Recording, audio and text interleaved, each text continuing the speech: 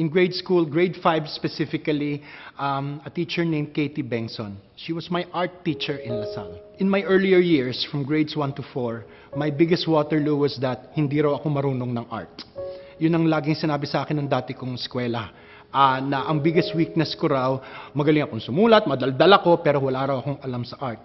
Tapos nung lumipat ako ng paaralan, nung ako ay lumipat sa LaSalle, in LaSalle Top specifically, I met Katie Bengson, who was the art teacher at that time. And boy, did she change my world.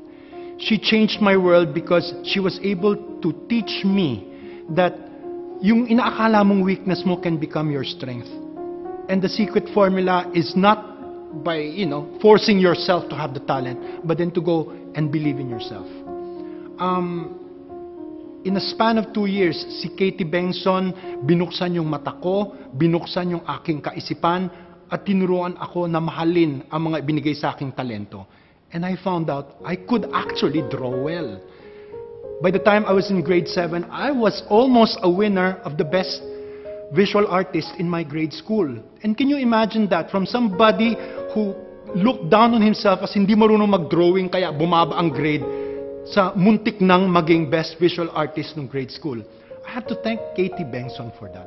To this very day, even when I became a teacher, I never forgot the lessons taught to me by Katie Bengson and Angie Magbanwa, because I believe that it is these very important teachers in your life who actually shape who you become in the days that will follow.